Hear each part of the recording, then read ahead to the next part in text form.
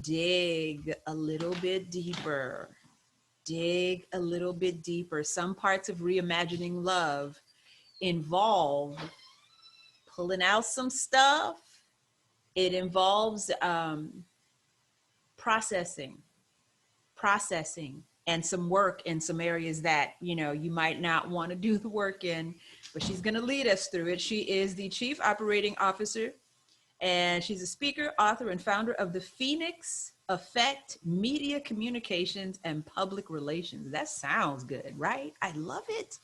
And she's going to speak to us on finding inner grace after loss or breakup. Please welcome Phoenix Jackson.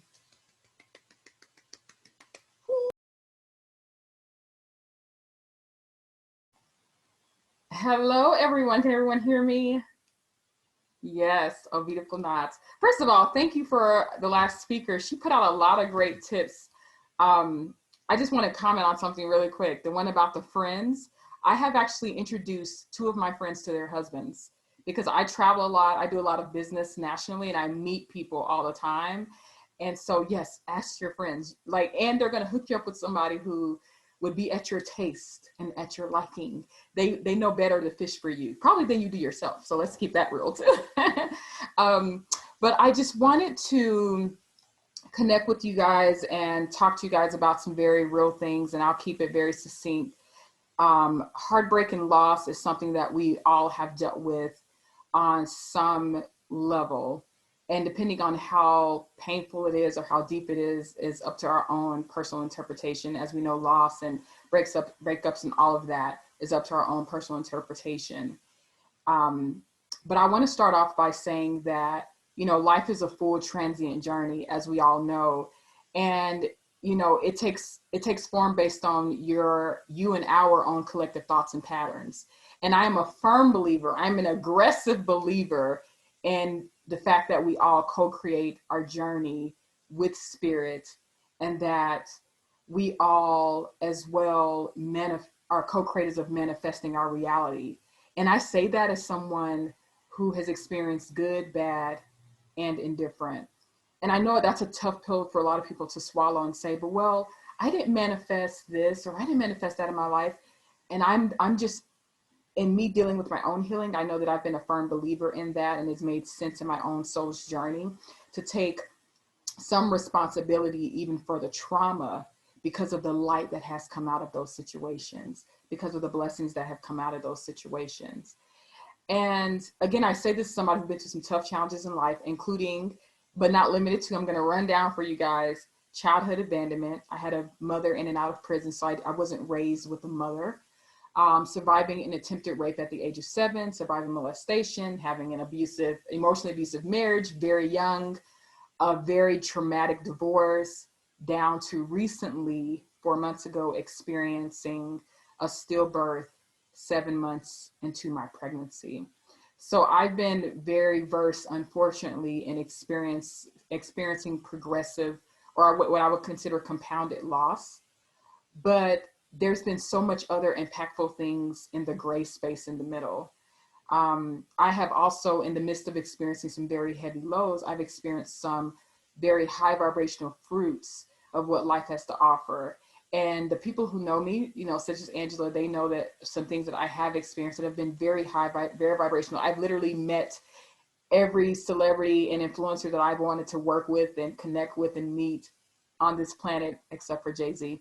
I've literally traveled and spoken and placed huge humanitarians on big stages and been a part of, local, global, and national efforts for change for humankind. And I'm still on that front as an entrepreneur, as a lifelong entrepreneur, and also as, an investor in what I call human good and social entrepreneurship. So in the periods of the down and the painful times, trust me, I've, even as of late, had to go through, separating myself as well as connecting in the same moment myself to the pain and the darkness of those situations so that I could unfold and showcase, for myself first, the light that was going to come out of that situation. I know that in so many different spiritual systems and so many different traditions, we are told in so many different ways that this too shall pass. We are told that time heals all things. We're told these cliche things, right? And the reality is sometimes they don't. You know, sometimes time does not heal all things. I know that each and every one of you know someone who's been mad about the same thing for 20 years. I know some people who are still upset and angry about some stuff that happened in 1922. Okay, like and they're only 50 years old, so how are they still mad from back then? Like, I don't know, but time does not heal all things. Time can help lay salve and bandage on things. But when you've gone through, as I'm sure some of you ladies have, when you've gone through heartache and pain and you've gone through certain losses, time is not the determining factor of your space of healing. And actually, we're going to talk about that as we list the do's and don'ts as we reach towards our space of grace and strength from dramatic losses. But I believe that the true healing faction in life is actually clarity. When you actually have moments of clarity and truly understanding the why of why you possibly chose your spirit to go through the particular situation that you've gone through, or why did you possibly attract the painful experience that you have gone through, or maybe why, if some, I know some people don't want to accept that, you know, maybe that they are co-creators in their journey. So if that is not your truth, then maybe look at it to, well, what is going to be the silver lining and the blessing and the light that is going to come out of this dark space? Why are you experiencing this? And I think that, you know, as we delve into the whys of our journey, as we look at sort of the flow and the trajectory of our journey and the winding curves and the dips and valleys, we all have learned, I think, on some level or another, especially if you guys are here at this summit today, we all know that it's not really about the final destination. It is really about the journey and the lessons that are going to be gained in the process that are going to help you along the journey. It's not necessarily about getting to, you know, the marriage, you know, so you can like wake up with the same dang on person every single day. It's not necessarily about that part. Sometimes it's about the planning of the wedding, the planning of your life together, the journey to get to that every day. It's a lot of times about the path. And even when we're dealing with pain and heartache and loss, the path of it is the most powerful piece of it. It's not about what just happened, but it's about the path of what are you going to manifest within yourself coming out of that. And even if the manifestation is 2-3 years of depression, of sitting in a space of stillness and pain and hurt, there's a lot of power that is even in that space. And people even negate that space. They negate that space of being within that space of retraction and contracting energetically, because we're taught that we have to be forward facing. We have to speak to the world. We have to be good. We have to be on. Our light always has to be on. There's actual peace and balance and space of powerful creative manifestation in even places of depression. So as we connect and again, separate and connect ourselves within our journeys of pain and loss, we have to also honor whatever that tends to look like. And, you know, I just spoke on very briefly that clarity heals all things, not necessarily time. I'm literally writing a book about that. It's my 3rd book called Compassion to Clarity. I'm working on that book right now. But literally, clarity and understanding why can heal something like this, whereas it could take 10 years if you're stewing in it and not getting what the lesson is in the moment. Because there's lessons and blessings in every single moment. The good, the bad, and the indifferent, or what we consider to be good and bad and indifferent. And a lot of times, you know, we haven't been taught in our world to have compassion for the shifts. And the only thing that truly is constant in our life is change. The only thing that truly is changing is change all the time. Nothing in our life is going to be that way forever. And even if we find the perfect mate tomorrow, fall madly in love, it's the perfect space, guess what? It's going to be some work under there. It's going to be some healing, because they're coming in with a boatload of things and you're coming in with a boatload of things, and y'all got to share one boat. Whose boat are we getting into? Or are we deciding to get a new boat together. What stuff ain't coming on this boat? What are we doing? Do we want a boat or do we want an airplane? Okay, we're getting an airplane. Do we want a helicopter? Do we want a 747? What we want a private jet? What are we rolling with here? There's going to be so much in there. And so having compassion for every shift, even in the moments that we claim that we really want something to happen and manifest, having compassion in those moments is going to be so powerful as well. I've had to learn to have compassion in the deepest ways for my abusers, for myself, for my journey, and having compassion has afforded me the ability to heal a little bit more rapidly. And even at the times where my healing has dips and ebbs and flows as it should and as it does, I've had to learn myself to have compassion for me and everyone around me as I deal with myself. Because when you're raw and you're in pain and you're hurting, the littlest thing can tick you off. Why are you breathing so hard? Why do you smell like that? Whatever, like literally the littlest things can tick you off.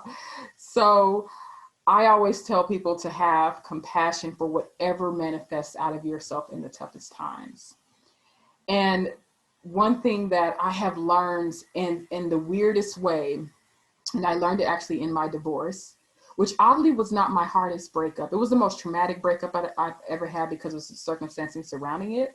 Divorce is like a death, as people who've been divorced know. But man, that was a good death. And it was one of the best things that ever happened to me personally. But the reality is, in the moment, it felt like I had been hit by a train. And I even had pains in my physical body because it felt like I had been hit by a train. I remember going and meditating one day and meditating that energy was leaving my body. And 2 days later, I broke out in hives all over my body because I was carrying that much pain and toxic energy in my physical body coming out of that divorce. But what happened next, I couldn't have predicted. And it was the biggest lesson for me, and even for some of my friends who were struggling in their marriages, who had fear of leaving their marriages, men and women. But them watching my ascension after my divorce helped them feel comfortable and confident about being free themselves. None of us have any idea, I don't care how psychic and empathic we could claim to be, none of us have any idea on what is next.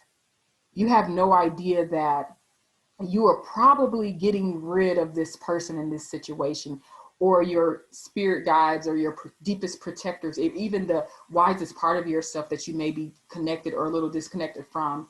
You never know what it knows that you do not know, and why it has disconnected you from something that was coming in your life, or why something transpired the way that it is. And particularly for me, after my divorce, I ascended in such a way in business and life, and a level of strength and happiness and healing that I never would have gotten inside of my marriage. I would have never gotten it. And so do you think I ever look back on my marriage thinking, man, I wish I was still in there? Heck no, because of the lessons and blessings that came out of it. Not one time. And I had a fine ex-husband, y'all. My ex-husband fine. People look at my son and they like, oh, your son's so handsome. Because my ex-husband is just as beautiful. I never look back. I never look back. Because you have to continue to look at what are the possibilities, what could be the possibilities. And you are going to be so surprised when you come out of pain and hurt. You're going to be so surprised with what is in store for you. Because you never drop one thing and go to something less. That's in a mate. That's in life. It just doesn't happen. Like, we are always given what our truest, deepest desires are. Even if maybe our conscious mind and our subconscious mind are at odds about what we think we truly want, we are always given what we really need to step into the best version of ourselves and to step into that next level of ourselves. And we have to ask ourselves along the way, again, I go back to original points. Why did this happen? Why did this breakdown happen? Why did this loss happen? Why did this happen? And what could be the possible curve around this corner?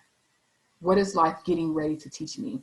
And even if you don't have those answers, just sit back and watch things unfold.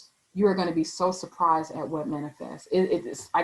I cannot even, I'm speaking into it, but I can't even tell you because I'm not there to watch, to see what's going to unfold for you. But the reality is, I've seen so many people get out of spaces that were not serving them. And when they get the courage to do that, or even if it's painful, maybe the person separated from you and walked away from you, and now you are in pain, hurting concerning the breakup, they did you a favor, because who that person's getting ready to become and who you getting ready to become are probably not two of the same, and you are headed onto something totally different and something of a different vibration, and that is okay. You know, I think we take our life so seriously at times that we got to get it right in this lifetime. We got to get this right. We got to get that right. We got to manifest this. We got to have that. And the reality is, it is never done, and we never get it right. At 95 years old, somebody on the deathbed at 95, like, you know what, I could have did this differently. We're never going to get it right. And that's a heavy thought to consider, is that we're never going to get it right. And that's okay. But, all right. Sorry, I had to get on my soapbox for just a second. I want to quickly talk to you guys with my remaining time about things you should not do as you are stepping into the next phase of your journey, either after heartbreak or a loss that you've experienced. And loss can be of any kind, guys. It can, and it's never minimal. It's not looked down upon. Nothing. Loss can be of a pet, a child, a family member. It can be loss of a job. It can be loss of a career shift. It can be loss of your temporary sanity, which happens. It can be a loss of anything. It could be loss of a relationship, love, a friendship even. But one thing that I always say, I have about 4 tips of what not to do in a relationship to yourself and to others when you are trying to heal from a particular situation. And the biggest thing, the number one thing, the hugest thing, judge not. And we are told in so many different spiritual systems and religious systems that you should not judge. Judge not yourself. Honey, do not judge where your progress is, where your partner's progress is. If you're in a relationship and you're dealing with a level of pain and hurt, do not judge where you are. That is the most damaging and the most painful thing that you can do to yourself, is to wake up day in and day out and tell yourself what you should be doing. If you wake up one day and decide, you know what, I don't feel like brushing my teeth and I don't feel like changing these clothes I've had on for 2 days, guess what? That's your prerogative, and it is okay for you to do that. Do whatever's going to feel good in the moment or feel okay for you in that moment. There's no manual on how we have to live life and how we have to pick ourselves up, as long as eventually you get up.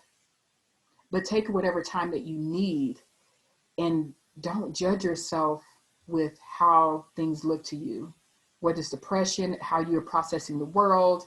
You know, I remember when COVID first happened, people were like, you got to come out of COVID with a business, with a this, with a this, with that. And I looked around like, no, you don't. We have to breathe, because that's why we, as a human collective, manifested this in the first place, because the earth needed a break and we needed a break. We need to breathe. We need to slow down and breathe. This is not about what you can do to up yourself in the future. This is about just being still. So do not judge yourself in where you are. And coming off the heel of that, don't allow anyone else to have the audacity to judge you either. If you have people in your life who are telling you, you should be doing this and you should be doing that and you have to do this and you have to do that, excuse my language, tell them to shut the hell up. Literally, if you have to tell them that, do it. We are not here to please other people and where our journey is at the moment. We are not here to please the way that other people think that we need to be. That is why a lot of us are even in some of the circumstances that we are, because we've been spending our lifetime pleasing other individuals instead of truly doing what we want and need to do. Give your own self the permission to do what the heck you want to do, period. Give yourself the permission to just be unapologetically. If you want to take a nap in the middle of the day and you have the moment and time to do that, do it unapologetically. Stop feeling like you have to continue to have yourself in a box or a bubble, or you have to fit into a particular mold of what other people see you as, want to see you as, or even the pressure that you put on yourself. Don't do that to yourself. And again, do not allow anyone else to do that either. Another tip is that communicate as often or as infrequently as you desire to. When we go through breakups and when we go through loss, everyone deals with it differently. I know some people who they go through a breakup, the next thing you know, they're on some beach somewhere looking like they're living their best life, although you know they're clearly sad and they had to escape and all those things. And that's fine. That's how they're dealing with it. And you have some people who say, you know what, I'm going to fold in. I'm not working out. I'm not doing this. I'm going to binge watch my Netflix, and I do not want to be bothered. And guess what? No way is wrong. No way is wrong. And if you choose to put your phone on silent and only communicate when you absolutely feel like it, do that too. Do that too. There again, there is no playbook about how you are supposed to handle these particular moments. And everybody is built differently. We all have different triggers. We all have different everything. We have different ways we see life. And it's okay for us all to do what fits and works for us. And even to try different things to figure out what's your sweet spot and what's going to work for you. Also, what people think about your way of dealing with your life and your way of dealing with your loss is none of your business.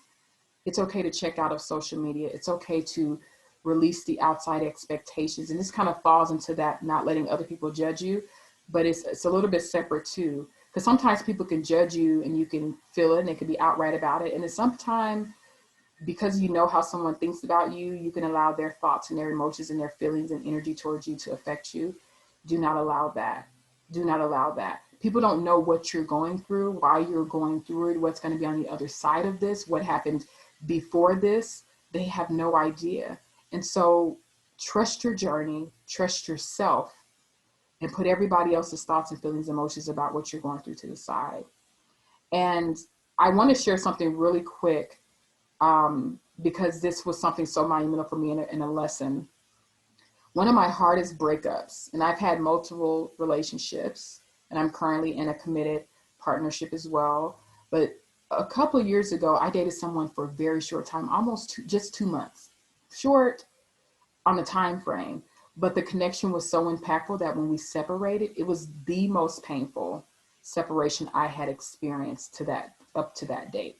It was shattering because my hopes were way up here and boom, came crashing down. And I know as women, we deal with that, often. Men, if they deal with it once or twice, they're like, forget this, I'm never loving anybody else again.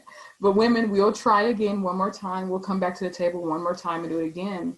But I remember that short relationship had an impact on me more than even the years of with this person or the years with this person or the couple of years with this person. And it taught me the valuable lesson that, I know some of us go through those short stints. We'll go through a short relationship or a situationship, as we like to call it sometimes. Don't judge yourself of how you feel even coming out of those short stints, because your desires may have not been met. You might have envisioned something totally beautiful and you've seen the potential in it and did not manifest.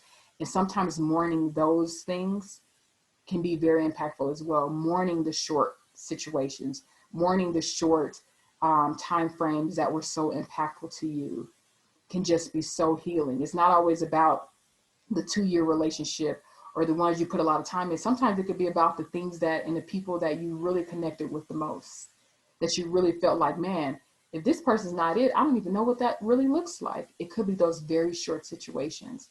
And in my case, it was one of those that was really earth shattering for me.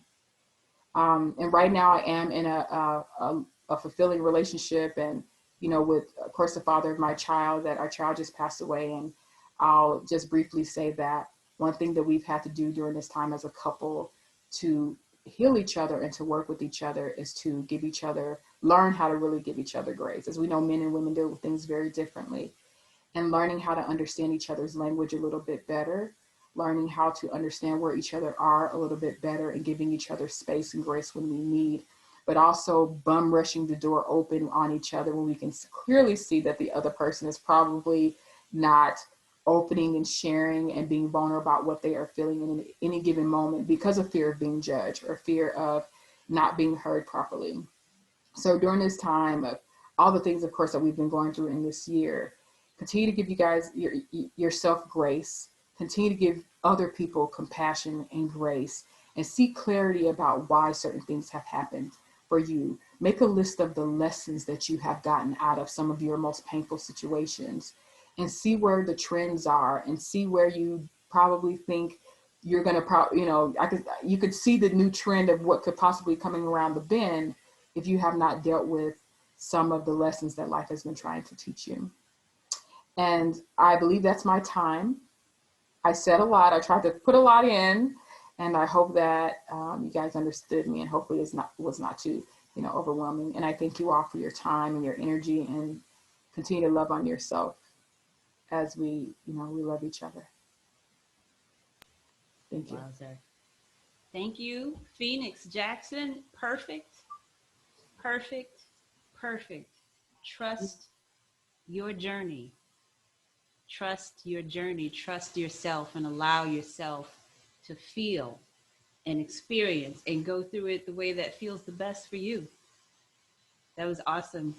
That was awesome. Thank you so much for being with us. All right, family. So, perfect alignment here. So, we're going to heal the heart now.